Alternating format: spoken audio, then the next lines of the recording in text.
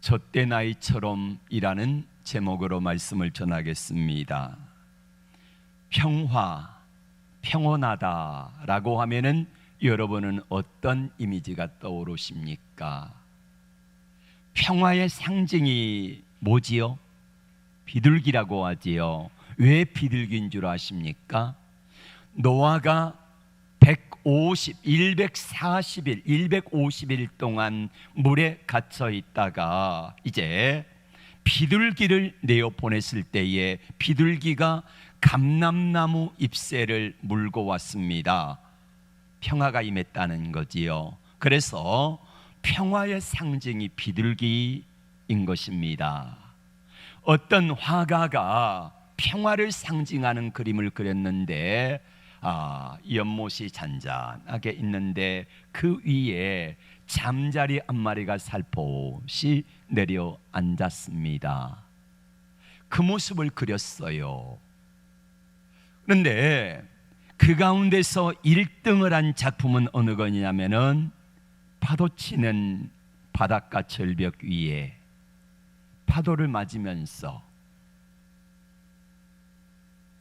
갈매기가 알을 품고 있는데 그 모습이, 그 얼굴이, 표정이 너무 평안해요. 여러분, 이 땅에 우리에게 주어진 세상의 평안은 비둘기가 감람나무 잎새를 물고 오는 그런 평안은 금방 깨어집니다. 보수의 청한방이면은요, 그 평화 깨지고 말아요.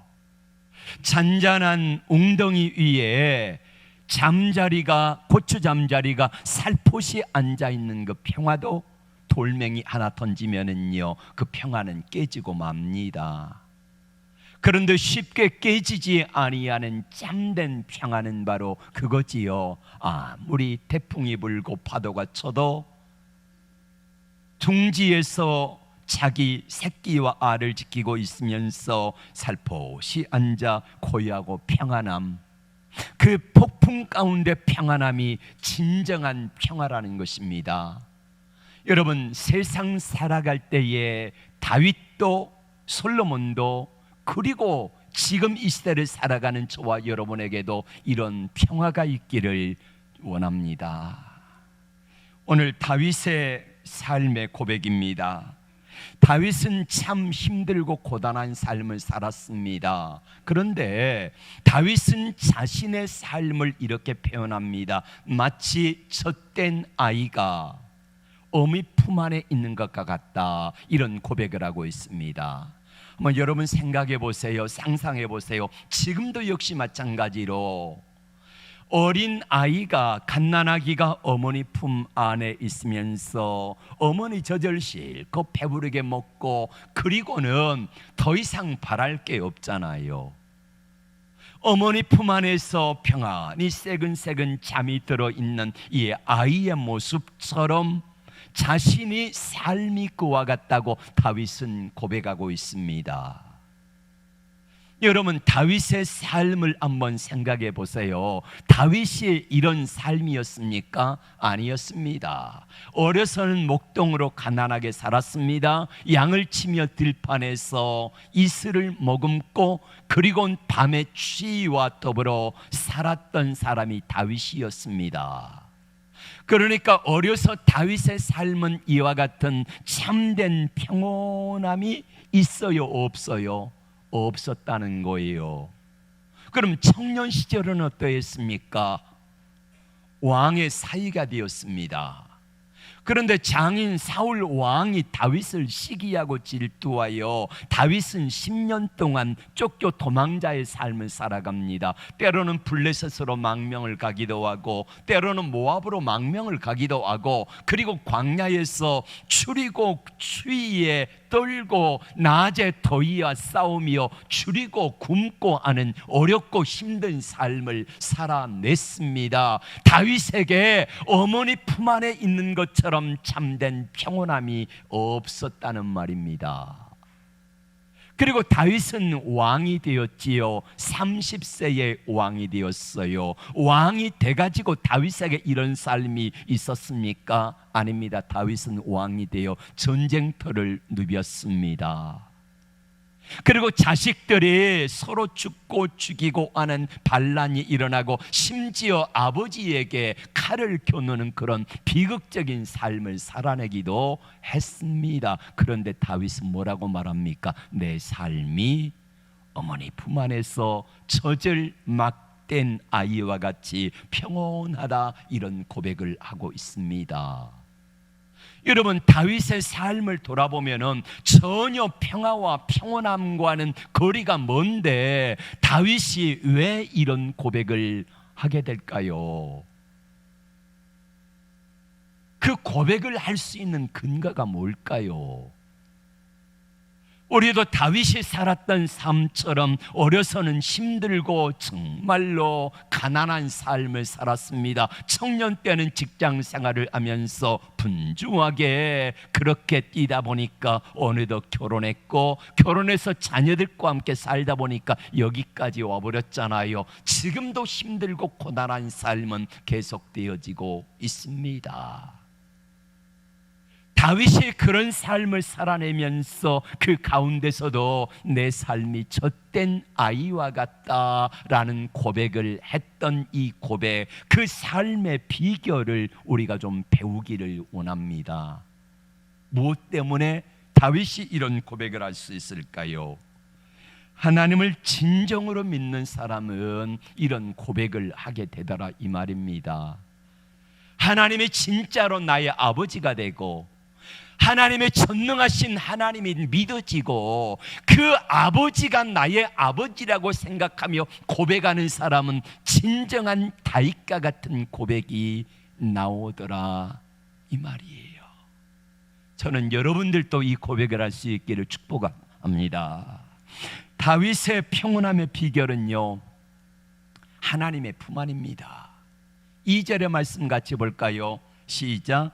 실로 내가 내 영혼으로 고요하고 평온하게 하기를 젖된 아이가 그의 어머니 품에 있음 같게 하였나니 내 영혼이 젖된 아이와 같도다. 내 영혼이 젖된 아이와 같이, 어머니 품 안에 있는 젖된 아이가 행복해하는 것 같이, 어머니 품 안에 있는 젖 먹고 배부른 아이가 세상에 뭐가 두려워요? 세상에 뭐가 무서워요?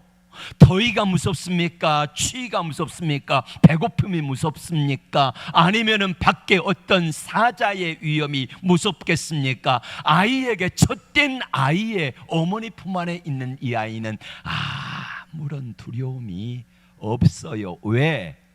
어머니 품 안에 있으니까. 왜? 어머니를 믿으니까. 다윗은 하나님의 품 안을 젖된 어머니 품 안과 같다, 이 고백을 하고 있는 거예요. 다윗이 평안하고 다윗이 평온할 수 있었던 것은 하나님의 품 안에 거하기 때문이다, 이 고백을 하잖아요. 우리 청년들이 불렀던 찬양, 주 품 안에 라고 하는 찬양 가사에 보십시오. 주 품에 품으소서, 능력의 팔로 덮으소서. 거친 파도 날 향해 와도 주와 함께 날아오리. 폭풍 가운데서도 잠잠하게 주를 보리라.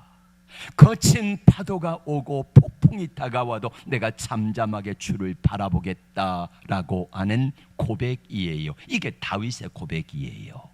다윗이 이 고백을 하게 되니까 그 폭풍 가운데서도 사망의 음침한 골짜기에서도 주의 능력의 팔이, 주의 지팡이와 막대기가 나를 안으하시기 때문에 내가 평안하다 고백하고, 이런 마지막에 고백을 하잖아요. 내 평생의 주의 선하심과 인자하심이 정녕 나를 따르리니 내가 여호와의 집에 영원히 거하리로다. 할렐루야. 그렇습니다. 다윗은 거친 파도가 다윗을 향해 왔고, 오죽하면 여러분 저를 좀 보세요. 사망과 나 사이는 한 걸음이라는 말이에요. 한 걸음만 발을 잘못 디디면 어떡합니까? 낭떠러지에 떨어서 죽을 수밖에 없는 상황이라는 거예요. 그런데도 불구하고 다윗은요, 이 고백을 하고 있는 거예요. 거친 파도가 향해 왔고 폭풍이 밀려왔지만은, 이런 삶이 있었지만은 폭풍이, 거친 파도가 다윗을 삼켰다 못 삼켰다? 못 삼켰다는 거. 왜요?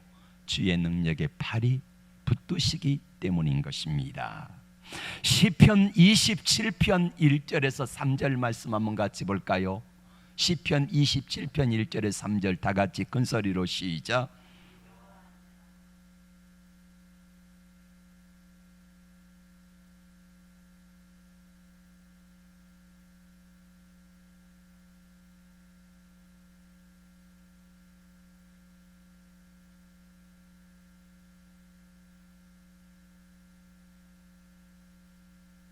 군대가 나를 대적하여 진칠지라도 내 마음이 두렵지 아니하며 전쟁이 일어나 나를 치려할지라도 나는 여전히 태연하리로다. 아멘. 여러분, 다윗이 왜 두렵지 않겠습니까? 왜 전쟁이 무섭지 않겠습니까? 왜 죽음의 공포가 없겠습니까? 그런데 내가 전쟁이 일어나고 폭풍이 일어나고 파도가 일어도 내가 두렵지 않는 것은 뭐예요? 주의 능력의 손길이 함께하기 때문인 것입니다. 그래서 두렵지 않다. 주께서 나와 함께 하시니, 주께서 나를 붙잡아 주시니, 주의 능력의 팔로 나를 안아 주시니, 주품에 품어 주시니 내가 평안하다라고 하는 고백을 할 수 있는 거예요. 여러분, 하나님을 믿습니까? 하나님을 아버지로 믿습니까? 하나님의 여러분을 품 안에 품어주심을 믿습니까? 이 믿음을 온전히 할 수 있는 사람은요, 주님을 신뢰할 수만 있다고 하면은 태풍이 몰아오고 파도가 치고 여러 가지 대적들이, 전쟁이 일어나도 나는 평온할 수 있다고 하는 이 다윗의 고백을 나도 할 수 있지 않을까요? 이게 믿음입니다. 다윗이 어떻게 이 삶을 살아낼 수 있었는지 구체적인 삶의 비결이 1절에 나와 있습니다. 1절 말씀 같이 볼까요? 시작. 여호와여, 내 마음이 교만하지 아니하고 내 눈이 오만하지 아니하오며 내가 큰 일과 감당하지 못할 놀라운 일을 하려고 힘쓰지 아니하나이다. 아멘. 세 가지를 말하는데 내 마음이 교만하지 아니한다는 거예요. 교만이 뭡니까? 하나님 없이도 내가 뭔가를 할 수 있다고 하는 게 교만이거든요. 근데 다윗은 하나님 없이 안 됩니다. 이 고백을 끊임없이 하며 살아가요. 둘째로는 내 눈이 오만하지 아니한다. 오만이 뭡니까? 교만과 오만은 거의 비슷한데, 오만은 뭐가 다르냐면은 사람들을 무시해요. 교만하고 높아지니까 다른 사람들을 깔보고 밑으로 보는 게 오만이라는 말이에요. 사람이 교만하게 되면은요, 하나님이 잘 안 보여요. 하나님이 안 보이니까 어떡합니까? 하나님을 무시합니다. 하나님을 무시하고 하나님의 사람들인 성도들을, 주위 사람들을 깔보고 이렇게 무시하는 게 오만이라는 말이에요. 그리고 다윗은 결정적으로 1절 하반절에서 그렇게 말씀합니다. 내가 큰 일을 행하려고 힘쓰고 애쓰지 아니하겠나이다 라는 고백을 하는 겁니다. 내가 하겠다고 하는 거예요. 내가 하겠다. 여러분, 다윗에게 사무엘상 24장에 보면은 다윗이 엔게디 근처에 있을 때에, 십광야에 있을 때에 어느 굴 속에 사울 왕이 다윗을 잡으러 왔습니다. 그때 사람들이 말하지요. 다윗에게 지금 사울 왕을 죽이고 당신이 왕이 될 수 있는 절호의 기회입니다. 하나님이 주신 기회입니다. 그렇게 말을 해요. 그런데 다윗은 오늘 1절 하반절의 말씀처럼 내가 내가 큰 일과 감당하지 못할 놀라운 일을 하려 하지 아니하겠나이다. 이 고백처럼 자기가 자기 스스로 내 능력으로 사울을 죽이고 왕이 되는 일을 하려고 하지 아니하여. 사무엘상 26장에 역시 마찬가지지요. 두 번째 그런 일이 있지만은 다윗은 그 가운데서 하나님을 신뢰함으로 말미암아 내가 사울을 죽이고 내가 내 손으로 왕이 되겠다는 이 일을 결코 하지 아니하겠다라고 했고 그렇게 했던 것입니다. 그런데 다윗도요 역시 우리와 똑같은 사람이에요.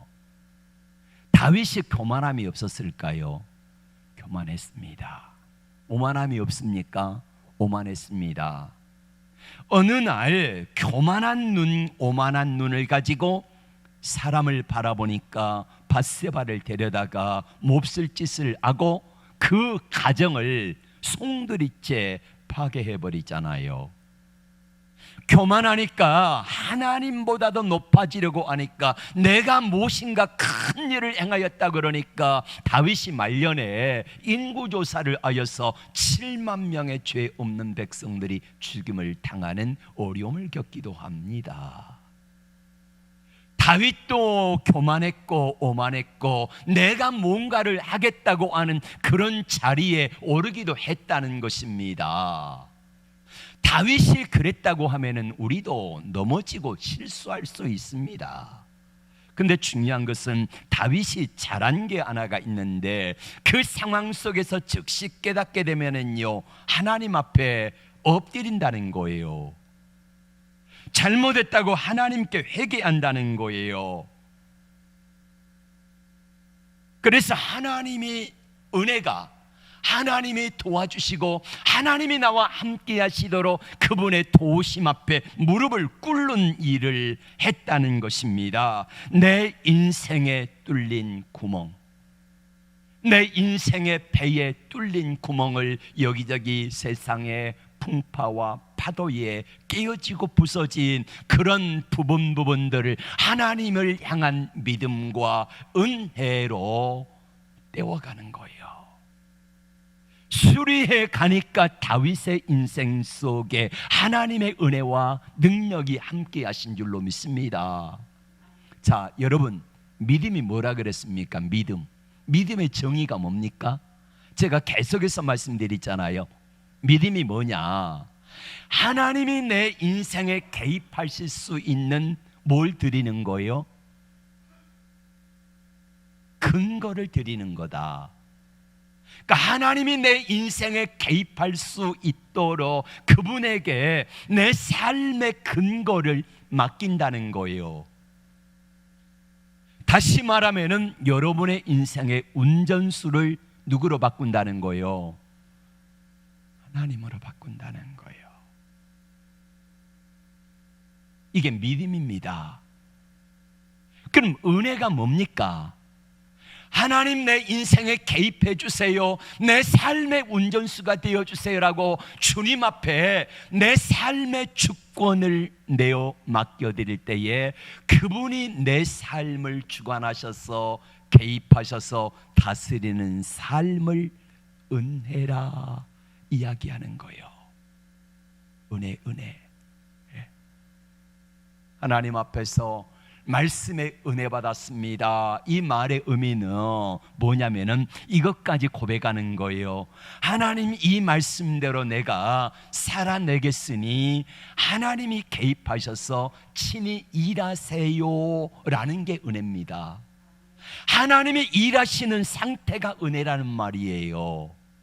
그러므로 우리가 하나님 앞에 하나님이 내 인생에 개입하실 수 있는 믿음의 근거를 드리면은 그분은 내 인생에 오셔서 내 삶을 다스려 주시고 인도해 주시는 것, 이게 은혜라는 것입니다. 내 힘으로 감당할 수 없는 문제를 하나님께 가지고 나갑니다. 하나님이 개입할 수 있는 믿음의 근거를 드립니다.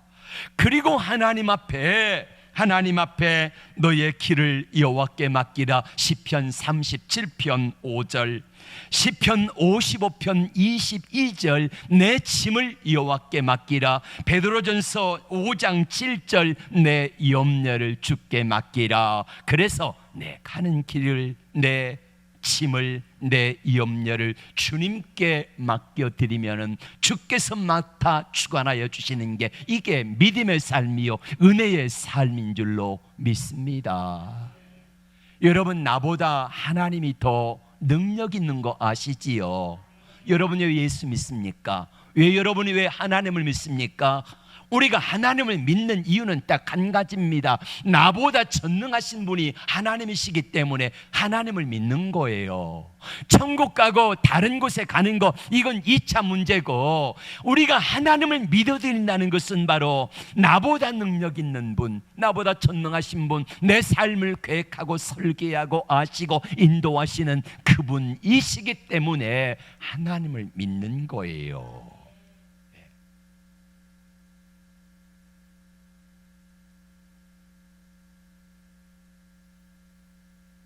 나도 모르는 곳에, 나도 모르는 사이에 물이 삽니다. 세상에 치이고 파도에 부서지고, 그래서 때로는 틈새가 벌어져서 거기로 물이 들어옵니다. 거기로 염려가 들어옵니다. 걱정이 들어옵니다. 삶이 고단하고 힘들어요. 그러다 보니까 배가 나가야 되는데, 내 인생의 배가 나가야 되는데 자꾸만 물이 들어오니까 어떡합니까? 염려라고 하는 물이 들어오니까 바가지로 퍼내다가 볼일 못 보는 거예요. 그럼 어떻게 해야 됩니까? 배 수리해야 되잖아요. 그렇죠? 여러분, 배에 물이 들어오는데도 가만히 놔두고 운행하다가 어떻게 됩니까? 배 가라앉고 말아요. 여러분, 우리가 힘들고 고단한 삶을 살아내고 있습니다. 얼마나 어려워요.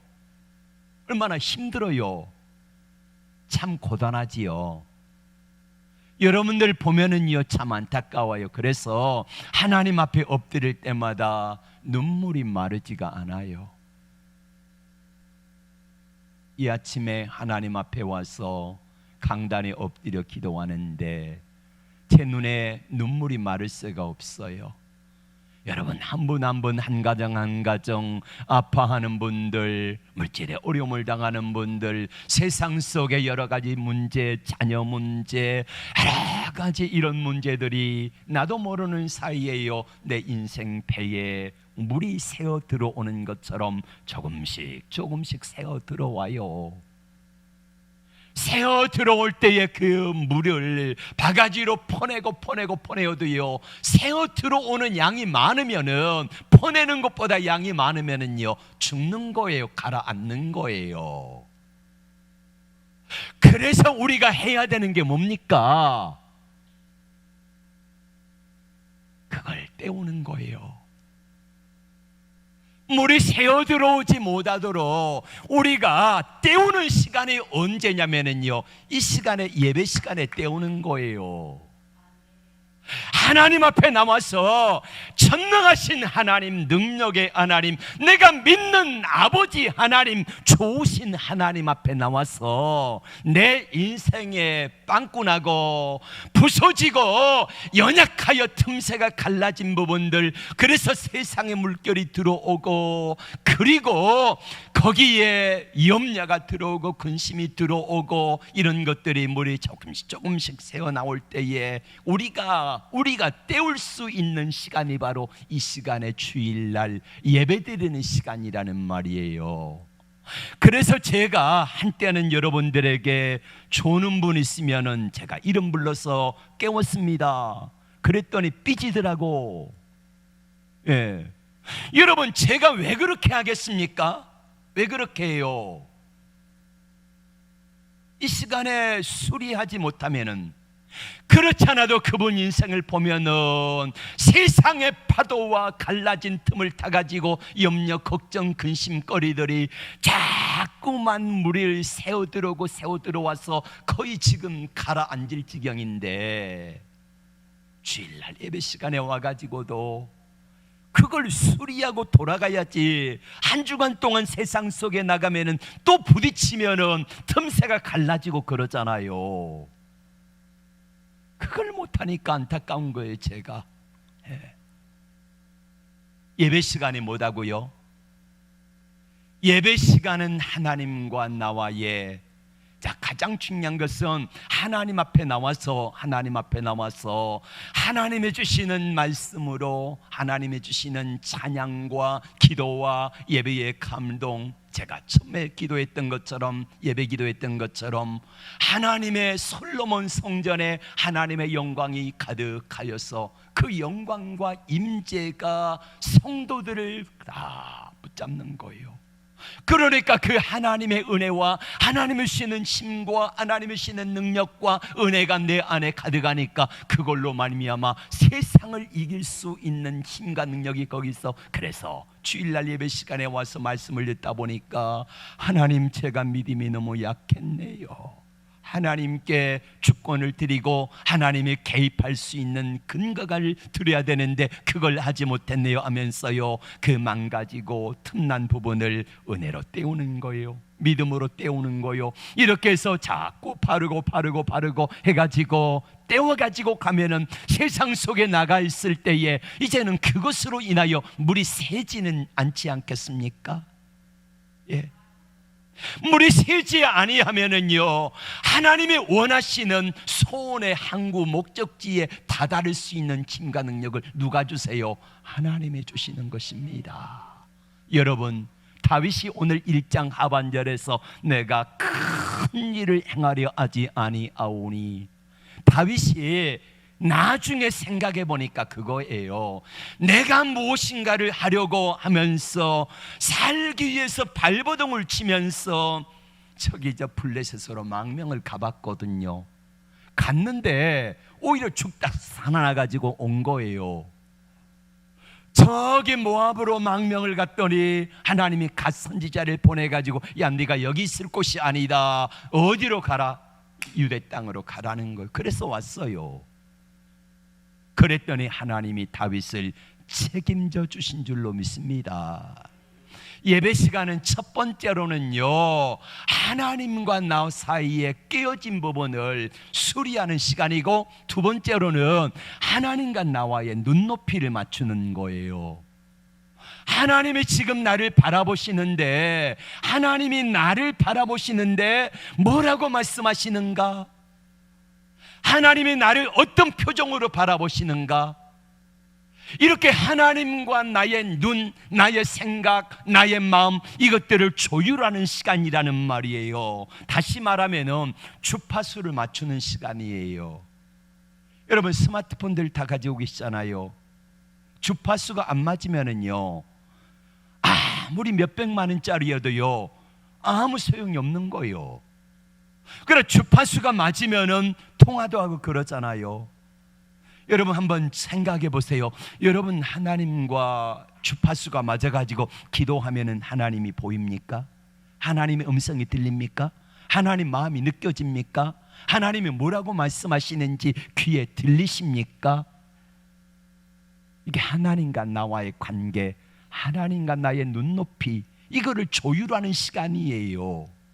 하나님이 지금 말씀하시는데 그거를 우리는, 이게 주파수가 맞지 않으니까 안 들리는 거예요.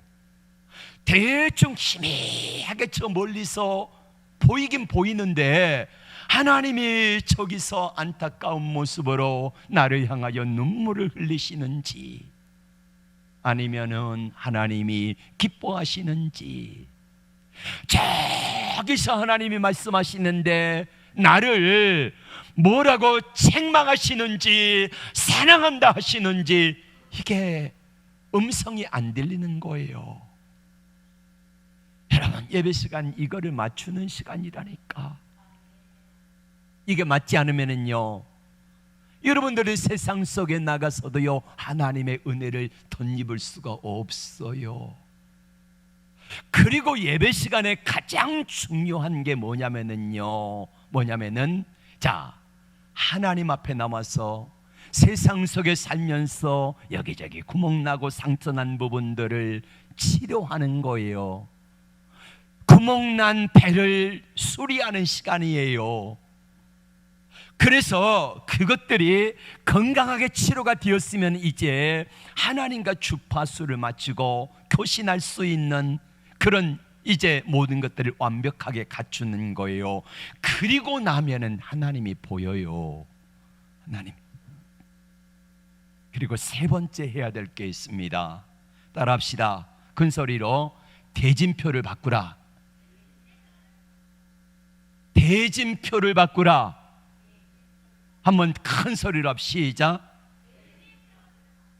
대진표를 바꾸라는 말이 뭡니까?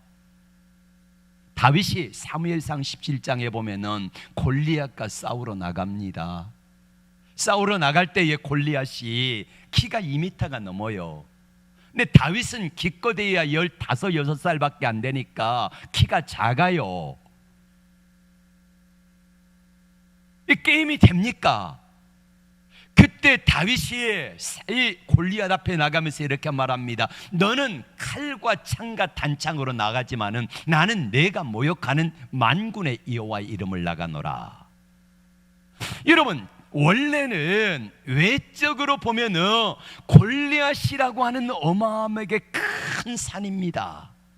갑옷, 여러분 창날의 무게가 4.7kg입니다. 4.7kg.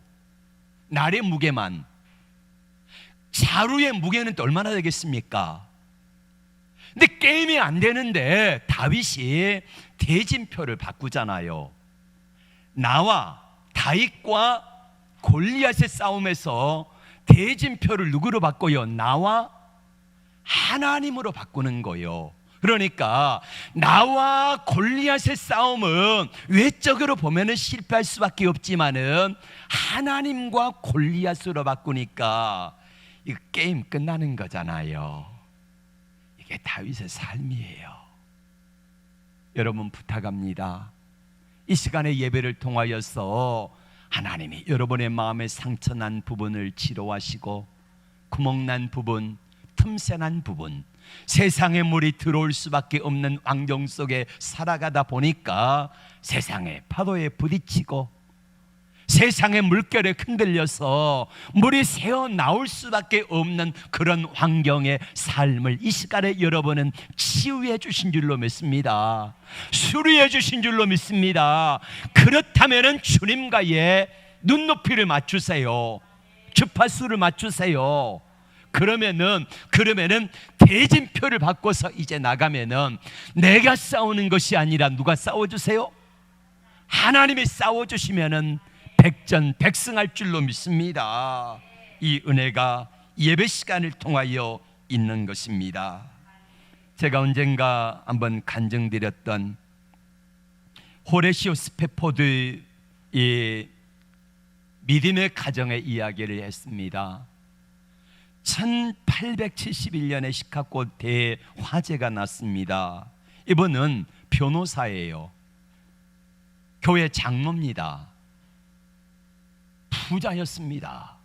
근데 시카고에 화재가 나면서 예배당이 불타고 그러면 자기 재산도 거의 4분의 3 이상이 날아가 버리고 말았어요.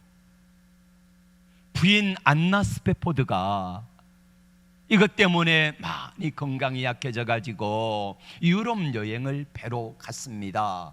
딸 셋과 함께. 자기도 같이 가려고 했는데 급한 일이 생겨가지고 자기는 그 일을 처리하고 늦게 가겠다 했는데 영국에서 소식이 온 거예요. 뭐라고 전보가 왔냐면요, 나만 살아남았음. 옵니까? 딸 넷 죽었다는 거예요. 배가 파손해가지고 딸 넷이 죽어버렸습니다. 급하게 서둘러서 배를 타고 대서양을 향해 가는데 선장이 말합니다. 이 지점이 따님 넷이 죽은 바로 그 장소입니다. 여러분, 딸 넷 어린 딸들입니다. 근데 그 딸들이 죽은 그 장소에 오니까 말문이 탁 막혀가지고요, 하나님이 너무 야속한 거예요. 속상한 거예요. 아무런 기도도 나오지 않았는데요, 그날 밤새워서 배 안에 들어가 가지고 기도하는데 아침 무렵이 되었습니다. 아침 무렵이 되어서 나와 있는데 그때에 그의 마음속에 갑자기 이런 생각이 들었습니다. 내 인생을 가만히 되돌아보니까 이런 고백이 나와요. 내 평생에 가는 길 순탄하여 늘 잔잔한 강 같든지 큰 풍파로 무섭고 어렵든지 나의 영혼은 늘 편하다. 이 고백을 해요. 그랬더니 갑자기 또 파도치는 모습을 바라보면서 이 고백을 합니다. 저 마귀는 우리를 삼키려고 입 벌리고 달려와도 주 예수는 우리의 대장되니 끝내 싸워서 이기리라. 그리고 자신을 보았더니 자신의 죄와 너무 많은 허물을 바라보면서 내 지은 죄 주홍빛 같더라도 주 예수께 다 아뢰면 그 십자가 피로 다시 쓰사 흰 눈보다도 정하게 아리라.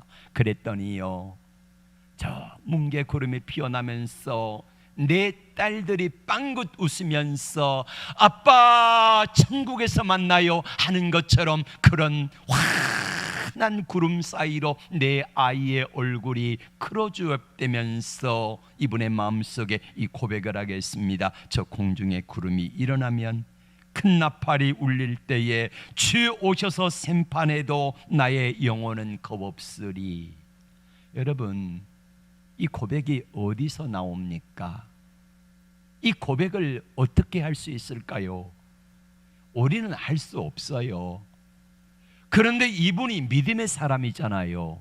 무디 목사님을 모시고 사역을 돕는 역할을 했는데 이분이 하나님이 내 인생에 개입하셔서 일하신다 하고 지금 내 상황 속에 아이 넷이 죽고 있는 재산은 4분의 3이 다 잿더미가 돼버리고 이런 상황 가운데서도 하나님 내 인생에 개입해 주세요 하고 그분에게 내 인생을 맡겼더니 이런 고백을 할 수 있도록 도우셨다는 거예요.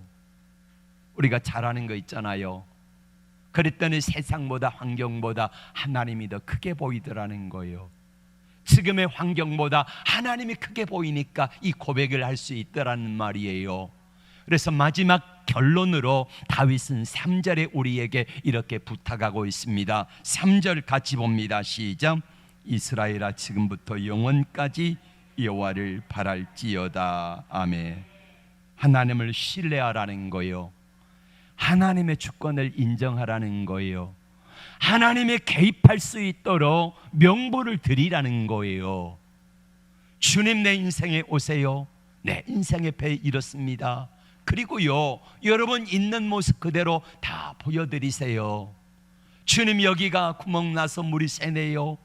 이 부분을 통하여 염려가 들어오네요. 그러면서 주님 앞에 구멍 나고 찢기고 상처난 부분들을 다 맡기고요, 주님 이거 치료해 주세요. 주님 이거 고쳐주세요. 그러면서 주님과 높낮이를 마치고 눈높이를 맞추고 그리할 때에 우리 주님이 그래 내가 너를 향해서 내가 너와 함께 할게. 너 두려워하지 말아라. 놀라지 말아라. 내가 너를 도와줄게. 이렇게 주님이 말씀하시는 거예요. 그래서 우리는 넉넉히 이길 수 있는 은혜를 주시는 것입니다. 맞습니다. 다윗은 우리 주님이 품어주시는 주 품 안에 내가 거하기를 원합니다. 어머니 품 안에서 젖대 나이가 젖을 실컷 먹고 편안하게 두려움이 없는 것처럼 그와 같은 삶의 고백을 할 수 있었던 것입니다. 여러분들에게도 이 은혜, 이 고백을 할 수 있도록 하나님이 도와주시기를 축복합니다. 우리 다 함께 일어나셔서 찬양하겠습니다.